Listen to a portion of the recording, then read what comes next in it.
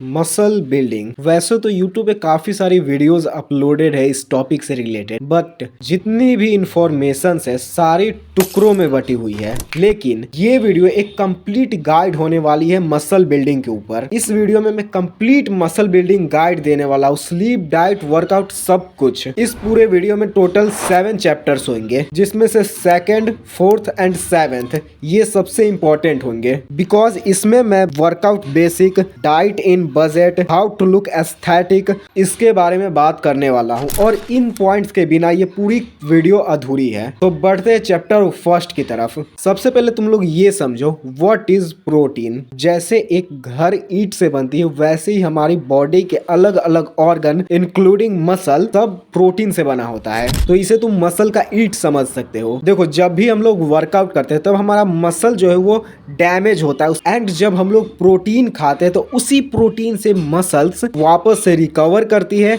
और पहले से ज्यादा उसका साइज भी हो जाता है एंड ज्यादा स्ट्रांग हो जाता है। एंड प्रोटीन दो टाइप के होते हैं, कंप्लीट प्रोटीन एंड एक इनकम्प्लीट प्रोटीन। कंप्लीट प्रोटीन का मतलब होता है जिसमें सारे इसेंशियल एम्यूनो एसिड्स हो, like way, eggs, milk. And incomplete का मतलब होता है जिसमें सारे एम्यूनो एसिड प्रेजेंट नहीं हो, लाइक दाल। तुम्हें कितना प्रोटीन लेना चाहिए? 1 ग्राम टू 1.5 ग्राम पर KG of your body weight. Means 1 kilo के हो 1 ग्राम प्रोटीन, 10 किलो के 10 ग्राम प्रोटीन, 50 किलो के हो 50 ग्राम प्रोटीन।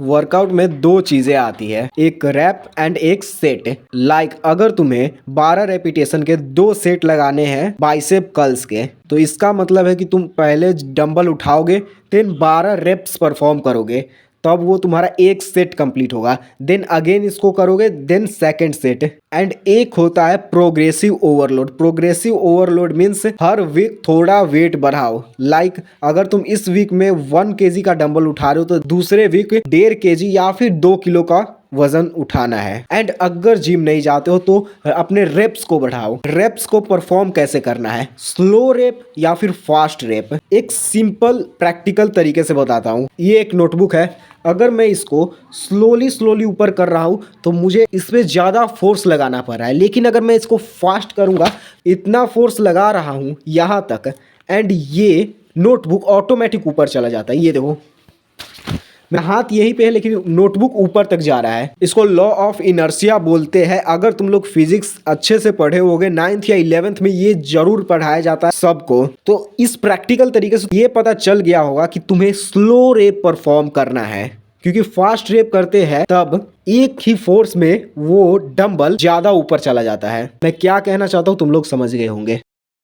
और देखो, वर्कआउट का अलग अलग स्प्लिट होता है, push pull leg, bro split and upper lower. Push pull leg का मतलब है फर्स्ट डे पुश मसल को टारगेट करोगे, जैसे कि chest, triceps, shoulder. Second day pull, जिसमें तुम बाइसेप्स एंड बैक को टारगेट करोगे। एंड थर्ड लेग, जिसमें तुम अपने लेग को टारगेट करोगे। एंड एब्स की बात करें तो एब्स को तुम लोग डेली थोड़ा थोड़ा कर सकते हो, या फिर लेग के दिन अपने एब्स को टारगेट कर सकते हो। सेकेंड आता है ब्रो स्प्लिट। ब्रो स्प्लिट में हर एक दिन एक मसल ग्रुप को टारगेट करते हैं, लाइक एक दिन चेस्ट, एक दिन ट्राइसेप, एक दिन बाइसेप, एक दिन फॉरआर्म, एक दिन शोल्डर, जो कि मुझे सबसे बेकार लगता है। And third is upper lower. First day upper body, second day lower body, third rest. So सबसे बेस्ट है push pull leg. Muscle building के लिए सिर्फ प्रोटीन की रिक्वायरमेंट नहीं होती, बल्कि तुम्हें अदर माइक्रो न्यूट्रिशंस पे भी फोकस करना है। स्क्रीन पे तुम्हें जितने भी अभी न्यूट्रिशंस दिख रहे हैं, वो सारे ही न्यूट्रिशन मसल बिल्डिंग के लिए बहुत ज्यादा इंपॉर्टेंट है। एंड डाइट में एक क्वेश्चन आ जाता है, bulking and cutting. Simple language में बल्किंग का मतलब होता है हाई कैलोरी। तुम्हारा जितना मेंटेनेंस कैलोरी है, तुम्हें जितना दिन का लेना चाहिए, लाइक 2000 कैलोरी लेना है, 200-300 कैलोरी ज्यादा लोगे। एंड कटिंग का मतलब है 200-300 कैलोरी कट, यानी मेंटेनेंस कैलोरी से थोड़ा कम। लेकिन अगर बिगिनर हो तो कटिंग बिल्कुल भी मत करना, या तो मेंटेनेंस में रहो नहीं तो बल्किंग। यह तुम्हारे लिए बेस्ट रहेगा। वर्कआउट, डाइट, स्लीप, ये तीन चीजें सबसे इंपॉर्टेंट होती है। वर्कआउट डाइट के बारे में हम लोगों ने बात कर लिया, अब बारी है स्लीप की। तो स्लीप तुम्हें 8 to 10 आवर्स की प्रॉपर स्लीप लेना है। मसल को तुम्हें रिकवर होने का टाइम देना है। अगर तुम लोग 10 घंटा बिस्तर पे बिताते हो, 8 घंटा बिस्तर पे बिताते हो, तो तुम्हारी ऑटोमेटिक नींद कंप्लीट हो जाएगी। ज्यादा 15-16 घंटे की कोई जरूरत नहीं है। 8 से 10 घंटा तुम्हें बिस्तर पे लेटना है एंड सोने से 1 घंटे पहले स्क्रीन को कट करना है। जो स्क्रीन से निकलने वाली ब्लू लाइट होती है वो हमारे ब्रेन को सिग्नल देती है कि अभी रात नहीं हुआ है एंड हमारा ब्रेन जो स्लीप हार्मोन है मेलाटोनिन उसको कम सिक्रीट करता है, जिस वजह से हमें नींद नहीं आती है। सो अगर एक प्रॉपर डीप स्लीप चाहिए तो सोने से एटलीस्ट 1 आवर पहले तक ब्लू लाइट को कट कर दो। एस्थेटिक का मतलब सिंपल लैंग्वेज में बताओ तो narrow waist wide shoulder means aesthetic. And along this good hairs, grooming, dressing, ये सारे ही चीज तुम्हें ओवरऑल एस्थेटिक बनाते हैं। एस्थेटिक के ऊपर मैं चाहूँ तो पूरा लॉन्ग वीडियो बना सकता हूँ, बस तुम लोग कमेंट कर देना। एंड बढ़ते हैं अभी नेक्स्ट चैप्टर की ओर, जो कि है मिस्टेक।